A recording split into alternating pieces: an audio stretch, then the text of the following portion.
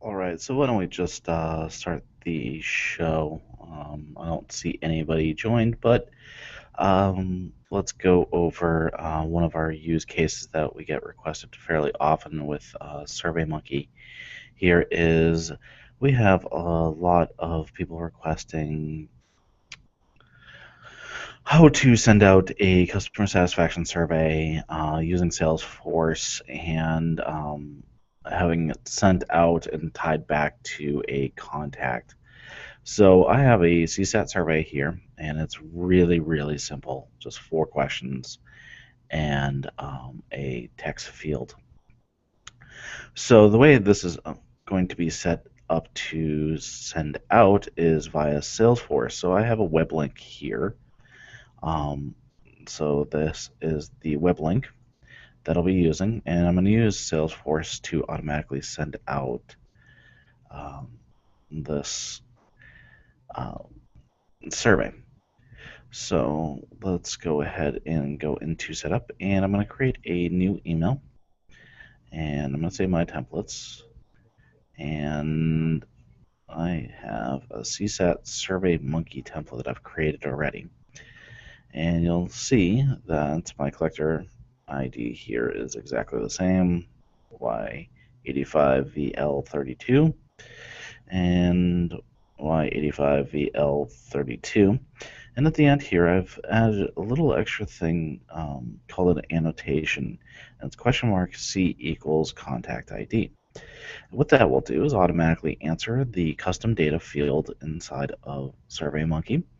And then I used Salesforce to grab a custom merge field variable for us. So if I click on edit, now I'm using the contact ID because this is a customer satisfaction survey. This could be a case ID or something along those lines, and you can get that from the drop-down menu over here. So we have our contact fields, and I want contact ID, and there is the merge field for that. So this is going to automatically send out the survey URL and use our custom data field to locate that contact ID. So I'm going to just go ahead and click on save on that for now. Now I want to map this over from our SurveyMonkey to Salesforce, and we're going to use Syncfrog, obviously, to accomplish this goal.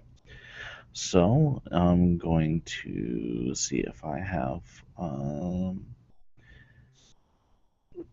we do actually have our mapping set up on this one already. This is our example SurveyMonkey, and we'll take a look at our mapping here. Give it a second. Okay. So inside of my Salesforce environment, I do have a custom object that I've created, and we can see that under the contacts here. So if I go to Thor here, I have a SurveyMonkey survey object I've created, and it's really easy. It's just the name of it and our professionalism, speed of response, ability to solve, clarity of voice, and what can do better. You'll notice that this is the same questions or very similar to the questions I have inside of our survey here. So we have our professionalism, speed of response, ability to solve, clarity of voice, and then our text field as well. So also you will note inside of Syncfrog here, we have our custom data field. So what I'm going to do is I'm going to go ahead and map this stuff over. So I have our ability to solve field. And let me just delete this and we will rebuild it. So I'm going to go ahead and trash that one and click on OK. And I'm going to say scheme to Salesforce. Click on next here.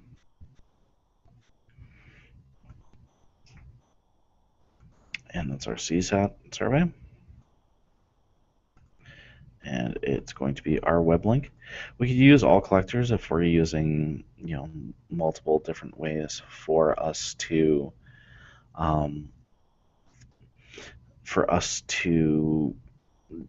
get our questions and everything along those lines. So I'm just using our web link here, and we're going to click on next here and use my Salesforce credentials, and we'll say example survey monkey workflow, and click on create. Cool. And then we'll say, okay, take me to the mapping. All right, so what we're going to do is, since we talked about using our custom object here that we've already had created, so this is just, so we have our contact and all of our questions. So let's go ahead and find that object, and this object is just called Survey Monkey Survey. So in our drop-down list, we will get to Survey Monkey CSAT. Oh, easy enough. And we'll click on Add New Section. First thing we're going to try is we're going to try the auto map fields, and that's going to automatically try and find anything, and it did not. So we're going to click on Map New Fields.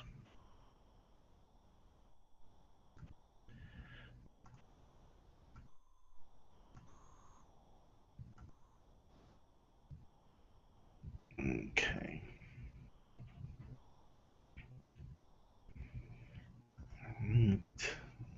Survey Monkey CSAT. Interesting. All right, so we're going to use our survey feedback, which is this one. So we have our feedback name, our speed of response, issue resolution, team knowledge and professionalism, and additional feedback, and then we'll use the contact for this as well. So again, that's the survey feedback. So we have our survey feedback. Now what we're going to do is we're going to use our professionalism field here, and that's going to go to our professionalism field inside of Salesforce. And then speed of response, that's easy enough, speed of response.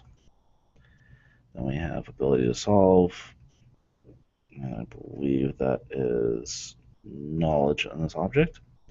And then we're going to click on Map New Field as well. And there'll be clarity of voice, and I think I have something like courtesy or something along those lines. And then we'll click on Map New Field as well. And that will map over what can we do better to our additional feedback text area. Now we want to tie this to obviously our contact. So what we can do is we can do map new field here. And what we're going to use is we're going to use our custom data field, because remember our annotation is going to be providing the contact ID. So our custom data field is going to be going to our contact reference field. Reference field will take the ID values. It makes it much, much easier. So now that we have that saved, and I can apply that current mapping, so we have our workflow here. So what we'll do is inside of our template, inside of here, again, we have our SurveyMonkey survey URL with our annotation of that question mark, C equals, and then our contact ID here. So what we'll do is we'll click on Send Test and Verify Merge Fields. We'll just make sure that this is a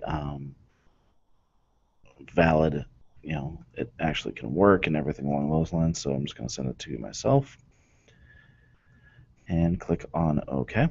And that's going to send me an email in a second here.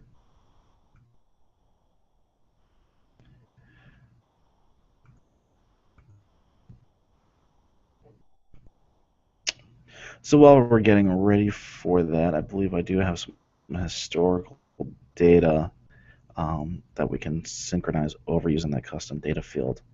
So inside of Syncfrog, we're just going to go ahead and flip the switch on this one. I do have a gold level, so I do have the ability to create a schedule down to an hourly time frame if you want. Today, since we're just doing it as a test, we're going to click on Run Now, and that's going to grab our SurveyMonkey data. And while it's doing that, I will show you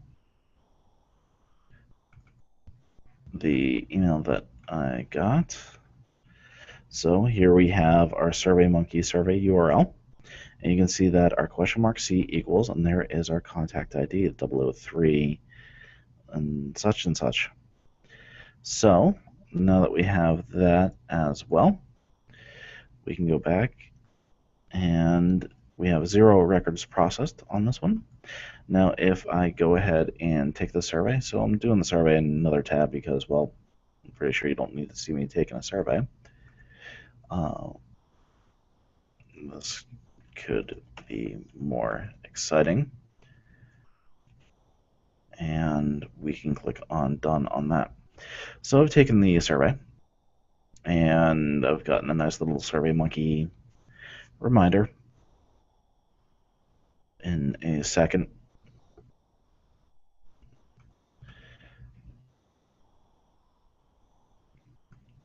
Alright, so now that I've gotten that, I can go ahead and click on activate one more time. Now I'm going to go ahead and click on run now. And that's going to refetch all the data from SurveyMonkey here. So inside of our web tab, we should have our 1 record processed. Excellent. So if I go to that particular contact, so let me grab the contact ID, and we're going to go to that specific contact. We should now automatically get our survey feedback, and there it is. That was the old one, and here is the new one. So we have our closed case survey feedback and our survey feedback tied to it. So that was just simply sent out using a workflow, and then in a roundabout way it was used, can be set up for a workflow. I just used the built-in test email capability to do the same thing. But if we were to set up a workflow to do this, we can actually set that up right through here. So if we go to create, and we say workflows, and we say workflow rules, we have our closed case survey here. And you can see our rule. We have our email type, email alert, and it's our closed case. And we just set up a really simple rule criteria on this one is case status equals closed. And we can actually edit that really easily. So when the following criteria is met, we have our case status equals closed. Now you can, again, with Salesforce functionality, you can set this up multiple different ways if you want of, you know, has been emailed in the past 30 days, the specific record type is matched, or a specific account name, anything else that you really need your workflow to set off of. This, again, it's really simple mapping and setup from the Syncfrog perspective, as we're just mapping over our questions to our custom object inside of our CRM here, and we're using our custom data field to reference the specific contact. Now we could use it as a case basis as well.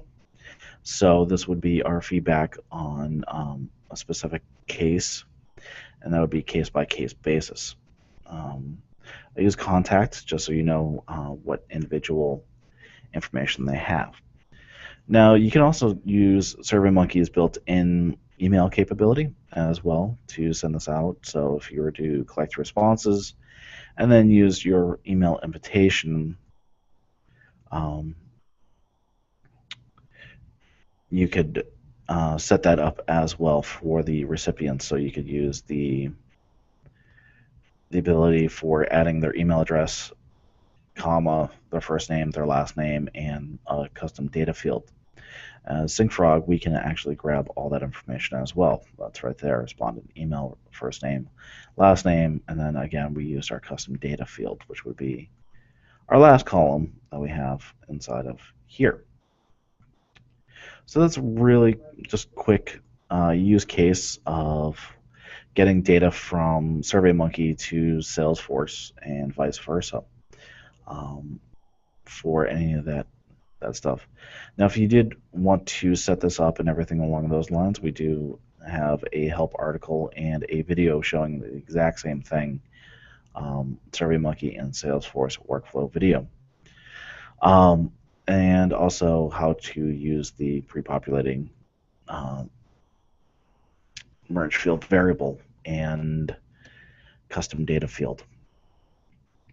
Again, that's really simple, and we can do some cool stuff as well. So if I wanted to use Google Drive and to load up some information or a contact list for an upload, I can use Google Sheets as well for that. So you can see that I have one here that's creating an account, a contact, and an opportunity. We can take a look at the mapping on this, and you'll see that we're just using this particular Google Sheet. That's called account, contact, and op, believe it or not. And we also have a close date and everything along those lines. So we have our account name, our contact first name, our last name, email, opportunity, opportunity stage, and a close date. So this is like if you were loading offline contacts or trade show information that you've got. You ask their company name, their first last name, and what they were interested in the booth. That way you can tie it to them. So inside of Syncfrog here, I made it really simple. Is I've actually just set it up to create new accounts. You could actually use this to update existing or create a new record, where it would be just the account name goes to, believe it or not, the account name field. One thing to mention about this is it has to be exact. So if you typed in IBM and IBM's in the field and your account record is International Business Machine, then it won't find it, obviously, because it's going verbatim. So, but you can also have Syncfrog do all sorts of cool stuff, like if multiple records are found, what do you want us to do? Do you want us to do nothing and just stop there? Use the first created, last created, or last modified. It's actually pretty easy, but in this case, I'm just going to be creating a new account. We'll say contact, and this is set to create a new contact. Again, we could use our update existing or create new record. Easiest way to do this and check for duplicates is the most unique thing that you can usually grab is their email address, because most orgs don't have the same email address for multiple people. And again, you have your same multiple records found. What kind of logic do you want us to do? So you could update existing or create new on that. And this is, again, our Salesforce fields. So we have our email field here. So this would update the existing or create new. And then if that's the case, using their email address, it would say, last name to last name. We have a reference to our account, which is our account ID for creating it. The reason why we have a reference here is, well, our first step of our mapping was creating that new record. And that's going to create our new account or update existing, depending on the way we have. And then it's going to tie this contact to that freshly created account. We have our email to email, first name to first name, all that information. So creates the account, creates the contact, and then our last one here is creating our new opportunity. And you can see that it is actually also referencing our account. So our nice, lovely new account, contact, and opportunities are actually all tied together. And we have all of our information for our opportunities. So we have our close date, which is our close date inside of here, which is our close date field inside of our spreadsheet. You'll notice that it is in this format, 2015-04-14. That is the proper format to move date fields over from a sheet.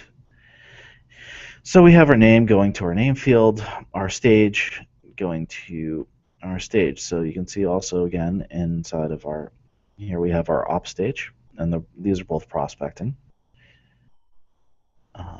But if there were any of the other stages, it would grab which specific ones it needs. Then we also have our fixed value, which is our lead source, our opportunity. So if we look at our opportunities, one of the fields that we have, all opportunities, one of the things that we have here is our lead source. So what that would do is automatically provide the lead source on this record every single time. So instead of putting that in our file for the same exact value every time, we can actually just fix value it, and that would provide that as well. It's also really good if you want to assign all cases to the specific queue or group or sales manager or something along those lines. Like it's just going to be loaded to the same person all the time. You can use the fixed value instead of having that on there. So if I was to create a new account name here, we'll call it Happy Cloud, and our first name is Happy, last name Gilmore, and me, so happy at funny.com. And we have our opportunity name, Golf Drivers. And again, prospecting can be our value here. So again, that's all saved in Drive instantly. And we can go ahead and click on Save. So we're going to apply that current mapping. And what I can do is I can click on Activate. And I'm going to click on Run Now. And that's going to grab our Google spreadsheet data here.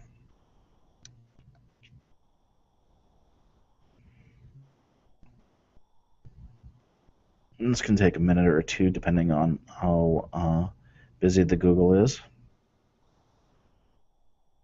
All right, and we have 3 records processed. So if I click on OK, and we go back to our Salesforce here, and we go to our accounts, we will have our new account this week, which is Happy Cloud. And you'll notice that Happy Cloud has Happy Gilmore and his email address, and you also can see that he has an opportunity tied to this account. So with that real quick mapping and Google Drive file, we've created the account, created the contact associated to the account, and created an opportunity associated to the account as well. Now you can use it for uploading attachments as well if you wanted to. Any of your custom data fields are also accessible. So again, that's a really simple mapping and setup using Google Sheets to just use it as a data load. So anything that is accessible inside of your Salesforce org is usually accessible via Syncfrog. This also does depend on your permissions. So if you do not have access to that object, you're not going to have access to that object for mapping. I'm an administrator on my account, so I can see pretty much everything that Salesforce allows us to. So that is Syncfrog and 2 quick, really easy use cases. Kind of polish through all of that. Again, all this information is on Syncfrog's help site and community. There is one for both of those. That's the multi-object mapping that we just talked about. And again, that is also in video form. So I've talked long enough. If you have any questions, please feel free to toss it in the chat window, in the group chat inside of the Hangout here. I plan on doing this every week and kind of want to make it fun and exciting. I know it doesn't sound like it in my voice, but it should be pretty fun. And if you have any questions, please put it in the chat window, and I'll go over your exact use case, or can reach out to you offline if you would like. So.